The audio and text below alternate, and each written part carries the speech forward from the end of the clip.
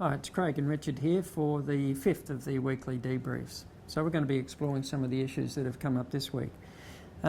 Richard, perhaps one of the first things we could look at was mindful communication. There was quite a lot of conversation about that.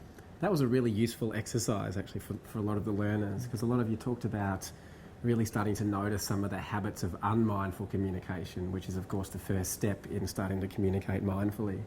Just not listening, or some learners talked about just waiting for their turn to speak and then not remembering what was said in the conversation. So that's it was obviously a really useful exercise. Yes, and to notice the things that interfere with speech. Self-consciousness sometimes, our attention fixates on ourselves. Sometimes when asking a question, the person's answering and actually listening to the conversation we're having with ourselves, and we don't hear the answer. It makes it really hard to get into the flow of an engaged conversation. Yeah, one learner said that they generally pause in their conversations to consider their answer or just to provide a bit of space, and they've noticed that some of the people they're speaking to get very impatient. There's this sense of got to happen now, quickly. I think that's just the pace of modern life right there. That's right. So vicarious stress was another issue that came up from a lot of the learners. And, being subjected to, news and events in the world, feeling lost in that. And so this is not very easy. In training health professionals, I think this is one of the highest level skills, to actually remain open and engage with somebody who's experiencing difficulties, not to cut off, but not to get lost in it or consumed by it. And this is not necessarily easy. And that in walling ourselves off from vicarious stress, I think sometimes it's a way of not noticing and ignoring, and that's not necessarily going to be helpful either. It's not a mindful approach, is it? No. So there's a kind of an equanimity that we need to cultivate, and we start by developing that equanimity with ourselves and our own discomfort, and it makes it a bit easier then to be present but not disturbed by somebody else's discomfort. Yes. Relatedly, some people raise the issue of empathising with people in their lives who might have a major mental illness like depression or anxiety, and feeling almost like a bit of a fraud, or I haven't been depressed in that way, so can I really connect with this person? And I guess I'd say a couple of things about that. I mean, the first is that things like anxiety and depression, they're a matter of degrees. I mean, of course, there are clinical levels of these things where people are seriously impaired, but we all get anxious and we all have days where we feel a little bit down in the dumps. And so if you think about it like that, of course, we can actually quite often relate to what people are experiencing, if not the intensity, certainly the quality of that. And the other thing I would add is that sometimes it's not about what we say or having the right answer or the solutions, but actually sometimes just listening, just being present with somebody is one of the most powerful things that we can do, and mindfulness certainly allows us to do that. Yeah, and sometimes just to ask a question about how somebody's feeling, to want to find out. But on one level, the intensity is individual. We just draw a line in the sand and say, well, that's clinical depression or that's anxiety, and on the other side it's not. But we're all somewhere on that continuum. That's right.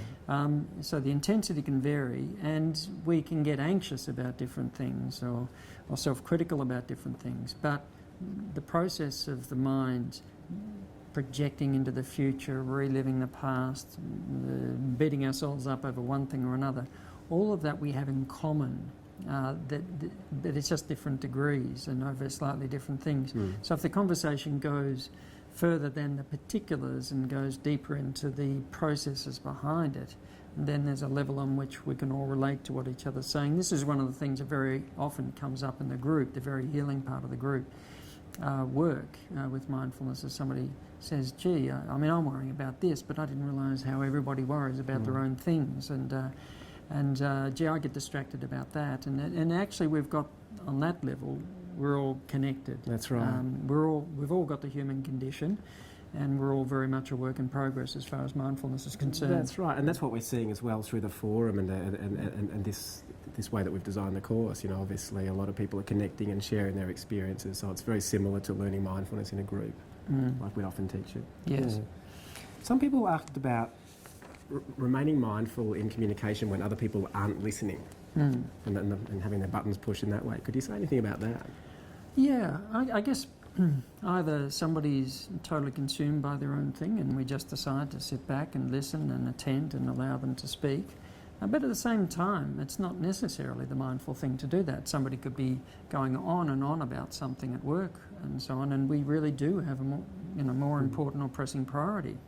And to actually acknowledge what's happening in the moment, like, I really do need to get on with this, and just politely and hopefully caringly to sort of bring the conversation to a close and move on to that other thing. Yes. And sometimes when somebody's totally self-absorbed and consumed in the conversations like that, then it's not necessarily a help to that person to allow them to continue to be totally self-absorbed in that way. Sometimes, and this can happen in mindfulness groups as well, to cut through that and help the person to stand back from what's going on, helps them to sort of be a little bit more reflective. Yes. So mindful listening is not always necessarily just letting people talk until they exhaust themselves, at 4 a.m, and then eventually get on with the rest of our lives. Right, yeah. Some people are still dropping off, they're saying, during meditation. So this is something that comes up a lot, actually, and one of the common obstacles that people find when they start meditating is getting sleepy and dull. And it's actually a very important question, and one that I'm glad's come up again, because often when people start to meditate and get into the present moment, we get out of the busyness of default mode and all that stressful thinking that kind of razzes us up. And we do often start to calm down. Not always, but quite often start to calm down and focus. And if we're already a little bit tired, we start to bump into that. And of course, then it's very important to notice that and to work with it consciously, because quite often people start to feel very relaxed and sleepy, and that becomes this kind of, there's a certain attachment to that. Sometimes people think, so mindfulness is that sleepy, sort of half awake, relaxed state, which is actually, it's not a very useful state to cultivate. Remember that anything that we practice gets hardwired into our brain, and any quality that we practice, of course, we start to experience more of that in our day-to-day life. Yeah. So what we want to cultivate is an attitude of being very alert and present, but relaxed at the same time. So if we start to fall asleep meditating, very good idea to sit with a straighter back, half open the eyes, things like that, or take a break and do it later. Yeah. I sometimes think of the 45-degree rule. If the head's gotten to about 45 degrees, we've stopped practicing mindfulness and we're starting to have a good power nap. And sometimes that might be exactly what we need at that moment. Yes. But it's not mindfulness. No. Yeah. A few people have mentioned still struggling with the breath. I think one of the things that mindfulness does is that it makes us aware of attitudes and reactions and various things, like the attempt to control the breath, the attempt to regulate it rather than just allowing it to flow. And if that's arising, then it's just something interesting to notice.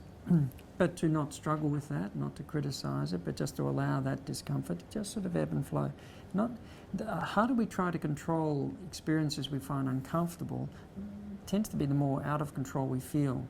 And the control that comes with mindfulness, just to reiterate something that's been said before, is not so much about trying to control those things, but the ability to observe them, and through non-attachment to be less controlled by them. Yeah. And so if that's arising, then that's absolutely fine. Just observing that, just noticing it, that's interesting. And just gently, back to the breath with less and less force or expectation about trying to control those feelings. Yes. The meditation this week with the choiceless awareness at the end, a lot of our learners said they really liked that. They really found that a very pleasant or useful practice. Some asked how that differs from default mode, which I thought was a very interesting question. And of course, with default mode, there's an unconsciousness that's there. It's when we're not engaged and present, the mind clicks off into this mind wandering and mental chatter, which is so often worrying and dwelling and that kind of thing. And we often don't even know where the attention is from moment to moment. With choiceless awareness, we're very much cultivating an attitude of presence. Of course, without the anchor of the breath and the body, it's relatively easy to get lost or caught up in certain things. But when we notice that and come back to just sitting, that's actually what we're cultivating there. So there's an attitude or an element of consciousness and awareness that's there that's not there when we're in default mode, and that's the main difference. Yes. If we're thinking of awareness a little bit like light, it illuminates or makes things obvious or visible. And if we think of light like a light globe, but it's in a torch, then that attention, that awareness is focused on a particular point. We could say, well, that's a form of concentration, and we need that when we're trying to do something complex, focus on a task, read a book. And the choiceless awareness, you could think of that as a light globe, but not in a torch, it's just illuminating the whole room, no thing in particular. And both states are necessary. You know, you're focusing a lot when you're going up a steep, path, and you get up to the top of the mountain, and then you take in the whole view. And focused awareness is very important to one point, and then it's just open awareness is a different state. Yes. And we move from one to the other, but to be able to do that in an intentional, conscious way, I think is very important. Yeah. A lot of our learners are parents, Craig, and quite a few of them have raised the pressure test of kids misbehaving and not going to bed and not listening, and how that it's very hard to stay mindful during those times. Is there anything that you'd say about that? Yes, as we're saying, we're getting into the really higher echelons of remaining mindful. I think that with children, especially, young adolescents, but kids, it's not always easy for parents, but also the golf course, the dentist chair, these are the real challenges for mindfulness. I think one of the things is, in terms of communication, is to communicate with attention, because very often on automatic pilot, just saying things without us really paying attention, or recognising whether the child's attention's engaged. So to make sure the attention's engaged before actually speaking. Our level of reactivity will very often reflect itself in the reactivity of children, because they'll pick that up, that mood up, whereas if we're less reactive and more present, it often rubs off as well. Certainly this has been noticed in the classroom as well, that teachers, especially of young children who learn to be more mindful, will very often have less behavioural problems for the kids in the class. But if we're reactive, if we're multitasking, if we're modelling, I suppose, patterns of thought, of catastrophising and so on, kids will pick that up very quickly. And I think young children have to make a lot of noise very often to get the attention of an adult, or children try to get the attention of an adult and don't get it over a period of time, and pretty soon the child's not paying attention any longer. And how was your day at school? Good. And all of a sudden the child's not engaged either. And so I think it's challenging, but I think it's very important to remain mindful. And as much as one can, to keep your head while all about you are losing theirs and blaming it on you, is just to quote If again, but it's that's not necessarily easy with, in the midst of very anxious kids. I will just say too, very briefly about the environment that's created. There was an interesting study published in Paediatrics, the world's leading paediatric journal. And just 9 minutes of SpongeBob SquarePants was enough to reduce the executive functioning for 4-year-olds in every way they could measure it. And children are bombarded by, these days, quite an agitated or quite a reactive kind of environment and media. And it may be very important to start to look at the environment that's created for children, or at home or at school, and to create an environment that helps children to engage and settle more. So parenting was certainly something that came up. Also, the question about observing thoughts and them going. It's an interesting question, isn't it? You know, quite often when we're meditating, we're trying to focus on the breath or listening or something like that, or we can notice the thoughts distracting us from the object of the meditation, and then the moment we bring our attention to thoughts, suddenly they just sort of disappear, right? And it's very interesting, isn't it? I mean, quite often when we're trying to not be distracted by something, the attention's very caught up in that thing.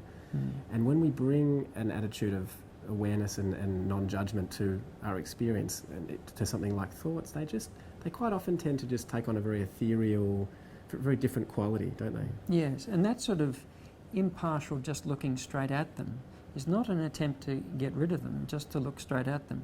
Very often when we're looking at a thought, thinking we're practicing mindfulness, and I'm looking at it and I'm trying to make it go away, what we're actually doing is interacting and reinforcing that thought and a whole series of thoughts based on it. Whereas just looking at the thought as an impartial, non-judgmental awareness, it sort of like dissolves. It sort of, in a sense, gives an indication of how insubstantial thoughts can be, because they're there one moment, they come and they go. And this is very important because we're not our thoughts. I mean, there we are, a thought comes, a thought goes, but we don't go, we don't come and go. No. We're the observer of the thoughts. It raises a big question about, well, what are we if we're not our thoughts? A lot of the learners this week as well, meditating, started to notice that there's a space between thoughts, and when they can maintain an awareness of that space, that's also a very interesting experience that a lot of people noted in the feedback. Yeah, and the space isn't empty. There's a kind of an awareness, a presence that's there. That's right. So perhaps just in summing up a couple of other things, there were some wonderful examples given of coping with adversity and how mindfulness helped people to get through some pretty challenging times, and that's tremendous to hear about how much people are applying it and bringing it into life in some of the most very trying circumstances. There are also perhaps just another one or two things to mention. Real life examples. A lot of the examples we give as sort of during these clips and so on are actually real life examples, although we don't name people and so on. So all of this is certainly very much based on practical and experiential work. We don't bring in necessarily cases and so on. We don't sort of walking the line of not wanting to be sort of too therapeutic, but at the same time in no way divorced from real life experience. But maybe that's something we could look at in the future as well. I'd say that everything we teach is based on our experience, either our own personal experience or working with people over a number of years. Yes, and the research, of course, that's there to sort of, I guess, provide a foundation upon which that helps to make sense of it. There's also been some excellent comments about the transcripts, and the automatic transcript machine has really produced some wonderful bloopers, deception, perception. Patrick. Yes, that's right. So thank you once again for engaging with the program. We'll look forward to the last of the debrief films next week, and we hope between now and then you continue to get a lot out of the mindfulness course.